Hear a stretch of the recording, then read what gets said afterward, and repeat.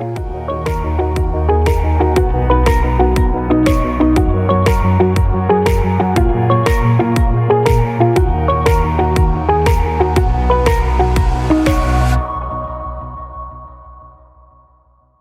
to How Women Inspire. Our guest today is the co-founder and managing partner at Brita Ventures. This is an early stage climate tech fund. She has been recognized as an expert on the food tech ecosystem for over a decade, and she focuses on the intersection of technology across food supply chain. Her overarching goal is to support tech entrepreneurs who are advancing the resiliency, efficiency, and sustainability of the $9 trillion global food industry. And we all know that this is something that we all have to pay attention to. As we have this conversation today, there's all kinds of climate issues going on. So thank goodness for this leader. This fund invests in overlooked sectors across digital and deep tech with a goal to reduce carbon emissions, supply chain disruptions, food waste, and plastic. Welcome, Brita Rosenheim. I'm so excited to have a chance to connect with you today. Oh, thank you so much for having me. And thank you so much for your values-based work, your commitment to the things that we all care so deeply about. But before we get into anything heavy, and I'm hoping we're talking about food at some point in this conversation, let's talk about you and what uplifts you. What do you listen to in terms of music on the days when you have a win, what you want to celebrate? Like, tell me about, get a little peek into your playlist. Yeah, my playlist is eclectic. So depending on the day and depending on the mood, maybe a little K-pop there to little BTS to keep us going. But I was kind of trying to think of, some of my harder moments, sometimes more on the physical side versus the intellectual and work side. One song always pops in my head when I'm like really trying to like get to the end, and it's Salt and Pepper's "Push It." And Oh, I love that. anyway, it's a good energy, good beat, and I don't know, I always find myself kind of resorting to that song. My kids always know if I'm humming that song, something's good, something fun's happening. Right. You know what? That's like such a throwback for me. That was the dance song when we were in college. Just saying. All right. Well, with that, this is going to be a fun conversation. So Britta, when we think about the world of venture capital, I've actually had conversations with people who said they debate, should you have a fund that's focused specifically on one thing, or should you be more generalist? I'd love to hear your thought about it in general. Yeah. I mean, we are a specialist fund, so obviously I have a bias there. I think that there's no right way. There are a lot of generalists that are knocking it out of the park. Me personally, I am driven by food generally. I love food. I love the food ecosystem. I love technology within food. And I'll take a quote from another emerging fund manager who I love, Rick at Equal Ventures. He's also kind of tried to distill what it means to be a specialist. And I just love his way of putting it, which is you arrive at each conversation with a prepared mind at being a specialist. And so you're meeting founders. Founders don't have to even explain the basics of their business, and they don't have to explain the market. You can just jump right into what are you doing? What problems are you solving? So for me, I feel like I have a head start being a specialist. I understand if there's a real need for that technology. I understand, the actual areas of pain points within that particular sub-industry or industry. I know the incumbents, the strategics, the potential customers, the potential buyers, make relevant and powerful introductions for the founders we work with. So for me, that's why I feel like a specialist approach, it's very satisfying, exciting, and it feels like it's always building. I will say that, we have looked for it, and we found there are studies that show that there is a correlation between outperformance and domain expertise. The Journal of Economics and Management Strategy did a study on this, and it was a clear correlation between specialists with domain expertise and fund outperformance, especially in the first years of a fund. First couple of vintages of a fund.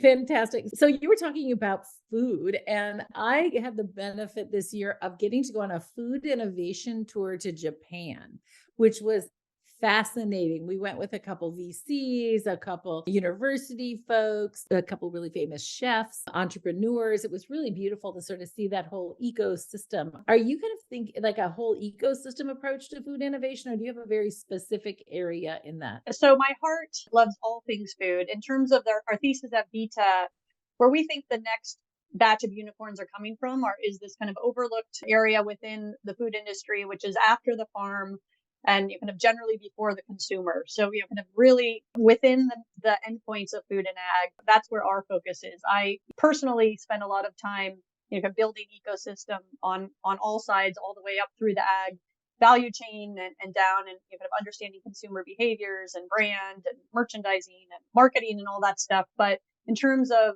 we use all of that information to educate ourselves and make better decisions. But really where our investment focus is within the supply chain. So the food supply chain after the farm gate, manufacturing, distribution, logistics, grocery retail, food producers, restaurants, kind of what are the technologies that augment, create more efficiency, resiliency for these businesses?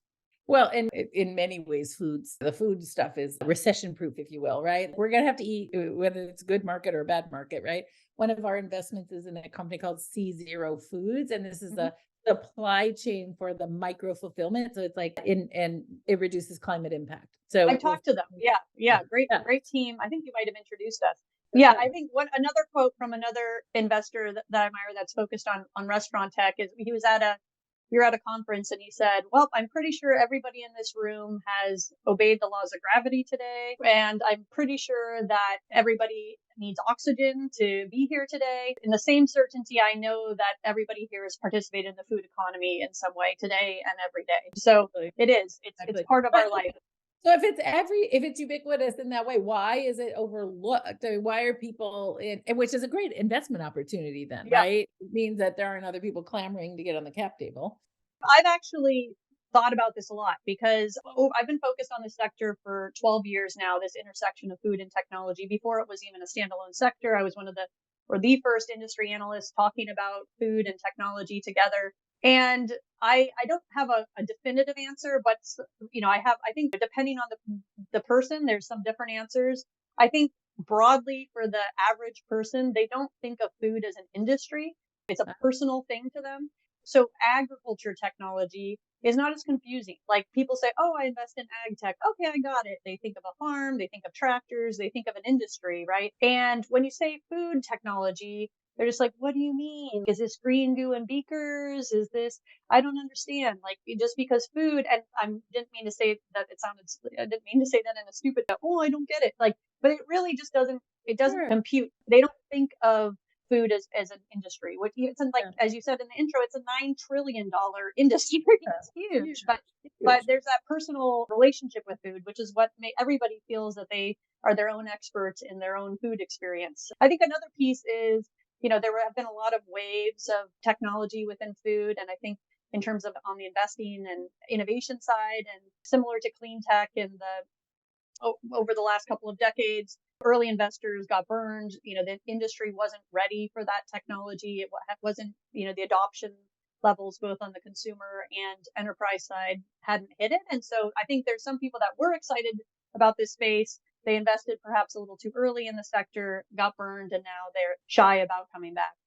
Yeah, that's interesting. I mean, I think for all of us, we're becoming really increasingly aware of like difference between a farmer's market versus going to Costco versus getting a box that's got pre-measured, spices and stuff for you to cook. I mean, it's or getting your CSA box, right? There's so many different ways we can think about this. And to me, I think about what makes a venture capitalist sort of pick an area of focus and what even makes someone become a venture capitalist, right? So when you think about for you, is it the $9 trillion? Is it the climate impact? Like what is it that fuels you and gets you really inspired about why this solution? Yeah, I mean, I had a couple of different things that fueled me into this industry. At the beginning, it was just, kind of true enthusiasm and curiosity about the space. And that's why kind of I entered this industry as a research analyst, essentially a market analyst. I was an investment banker for many years before that. And so kind of brought that into my own advisory firm and helped corporate development teams think about their buy build partner strategy, and then also you kind of executed on M&A side. And so that was my first step into this out of just, kind of the thrill of innovation within this space. But there was a moment in time that kind of marked my decision to be an advisor or a strategist in the space and an investor. And for me, that was around 2017, about 4 or 5 years ago, when I saw this kind of initial shift of innovation within the industry, kind of the B2B side of things. And I saw this adoption starting to ramp up in terms of whether it's CPG companies investing in innovation, restaurants starting to more broadly invest in innovation. And that was, for me, when I'm thinking about sustainability and impact in the space, I think that the most impact comes at the enterprise level. That's where you can, win one account and change a lot of outcomes versus the one-to-one, kind of consumer focus. How do you reduce food waste in your own kitchen? That's also important, but it's not as scalable. And a lot of the other technologies that I have been looking at in the space, this is why I don't generally look at consumer tech, is because it's fun stuff. It's nice to have stuff, but it's not need to have stuff. Although I'm sure some people would disagree on their internet e-commerce, grocery shopping habits. So for me, that was my moment in time where I realized the industry is changing and there is change to be had in this industry. And that's where I want to start investing. So my first initial investments, were actually on the same, very similar to the same thesis that we're investing at Vita. It was, can we, as an angel investor, are there enough companies here to make a difference within the food ecosystem? And the answer is increasingly yes. The pandemic was a huge boom for that. Unfortunately, it was horrific in a lot of ways, but really spurred innovation and adoption in a way that we leapfrogged 5 or 10 years in a lot of industries in terms of innovation adoption. I'm not asking for permission anymore. I'm not asking for a seat at the table. My friends, this is the first generation of us. We have a huge opportunity. We have power and influence and wealth. And we can start building the tables where we get the prime seats. Today, we want to invite you to join us as investors in venture. I know no one's asked you to do it before. It might be something that seems scary or foreign, but I promise you it's not that different than investing in a mutual fund where your retirement funds are. I want you to lean in and just learn a little bit more. How about making the commitment that in the next 12 months, you can give yourself 12 months to figure it out and to take a step. I want to invite you to be part of the new table of power and influence and wealth. You're invited. I want to sit at the table with you because we're going to make big change. We're going to make the world we've been dreaming of.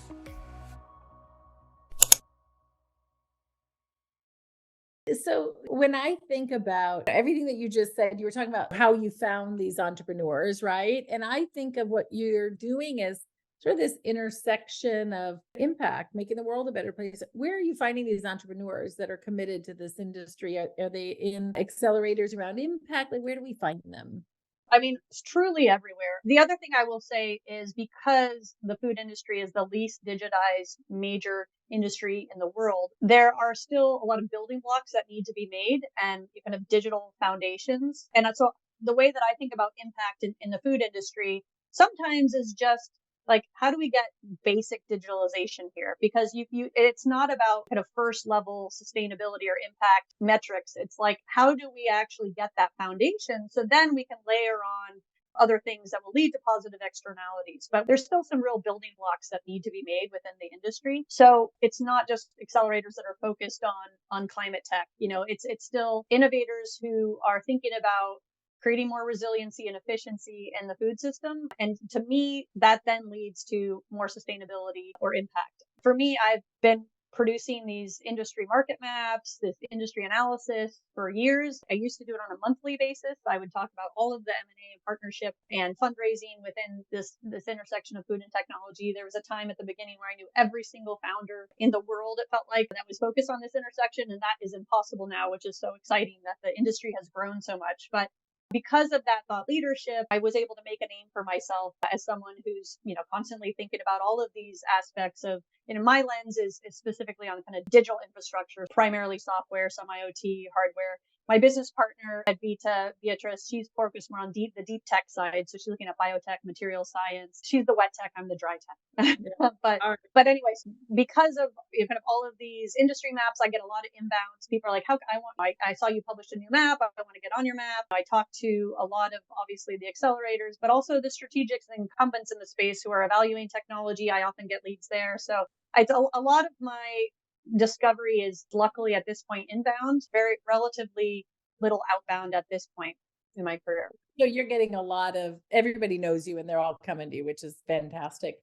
Can you give us a story of one of your favorite start organizations or companies you've invested in? Well, back to my story of kind of that moment of wow, like there is industry adoption. There are technology companies that are making the world a better place. This was one of my very first angel investments, and I think it really exemplifies what I'm looking for in a company, but also what other companies should be striving for. The name of the company is called Afresh, and and I met them because I was at a conference and the CEO jumped around a corner at me and said, "Brita, I've been trying to meet you. I'm so excited to meet you." And it was a Series A. He was at, kind of Series A and still brought me in as an angel. Like obviously my check didn't matter at that point in terms of moving the needle financially, but he understood, there were very few people that were thinking about the industry in the same way. But he helped me understand that there really was change happening in the industry by looking at his progress within Afresh. And so what Afresh does, it works with grocery retailers, the fresh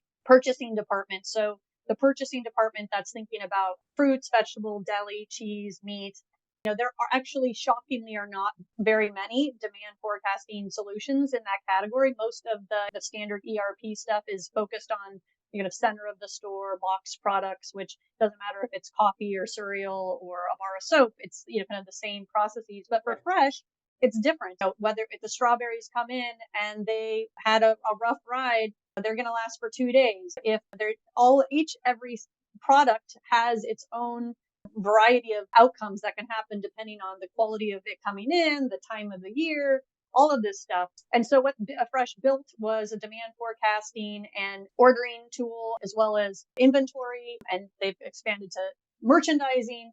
But they've really just made the lives better for these purchasers who historically, even the billion-dollar grocers, were using pen and paper to mark off. They're walking around eyeballing things. That, like, no joke, that's still how a lot of the industry does it. But then the upside, so there's a business upside, right? There's less shrink. You're not losing as much fruits or vegetables, but you're also now not under ordering categories because you have a better visibility on demand. So they have an average increase in revenue of 2% for the companies they're working with. And then the real cherry on top is they're reducing food waste significantly. And so that's a perfect example of a company that's really changing the business, but then there's positive externalities. So many beautiful values-based things that you're doing. And I know for a lot of us, myself included, I don't call my funds impact funds, right? But if you look at the impact, it's huge. I do an impact report every year. Can you talk a little bit, maybe even about how diversity gets embedded into your thinking as one of the areas of value? Yeah, absolutely. So we don't have a diversity mandate, but we call it diversity in practice. And so kind of naturally as diverse fund managers, we are looking at a more diverse landscape of teams and companies. But we also think that there's an opportunity for a lot of companies to be more diverse. And if at the moment that we're meeting them, they aren't as diverse as they can be, but it's still an awesome opportunity, an investment opportunity, we're not going to shy away from that. So but 60% of our pre-fund investments that we've made over the last 5 years either have a woman in the C-suite or a person. So separately, we have kind of two different cuts at it. We're looking at underrepresented founders, broadly immigrants, as well as women, and you kind of over 50% on all of those metrics without a mandate. But those other 40%, we worked with those teams to think about diversifying their board, diversifying their team, language to think about in job listings without, the brotastic job listings language changes the types of applicants that you're getting. Sure. And so, helping them think about, diversity within their own structure has been a key point and pride for us in working with the teams that we've invested in. What are the other things that you as an investor bring to the table besides your amazing market map research and a little cash? What are the other things that you feel distinguish you as an investor? A lot of founder empathy. I think both of us have been entrepreneurs, my partner and I. My partner was a CEO of a climate tech company that focused on sustainable fertilizer, understands distinctly all of the challenges of being a CEO and running a company. My partner was also a lawyer for 10 years, working with startups at Wilson Sonsini and other great firms. So he kind of has worked with teams all the way through an IPO, so kind of understands kind of the sequencing of the strategy there. And as well, both of us have been investment bankers. So, we've sat at many seats of the table and have a lot of empathy for all of the processes, but also really, I think, solid advice. I just got an awesome email this morning with a founder saying that he couldn't have closed his last round without my advice. He changed his round dynamics significantly based on my advice. So Congratulations. Good for you. So we're almost out of time. This has been fantastic. Do you have a word of advice for the folks listening here? It could be anything. So a lot of the advice that I give in the world is for founders. That's who I speak to daily, all day, every day. And I'd say maybe it's advice that they don't get enough. So I don't know if there's any founders in the audience here, but really, as you're thinking about fundraising and taking capital from external parties, kind of really thinking, do you need that capital? Like, are you a venture business? Does it make sense to take outside capital and to dilute yourself? And, despite the fact that most of my career has been based on outside, providing outside capital in different ways, my strong recommendation is do not take venture capital if you don't have to. And if there's any possible way to bootstrap or to take minimal outside capital, I think that builds the strongest foundation for success. There are some companies that by default need to be a venture funded business, and those are the companies that we want to invest in. But it doesn't mean that every company, especially within the food world, there's so many really amazing lifestyle businesses that can really build on their own without taking outside capital. And then you don't have other people meddling in your business, and then you own your whole business. So that's advice that I give pretty frequently. I love that advice. And I encourage people to read the book Founder's Dilemma, because it really kind of lays out someone else owns your company.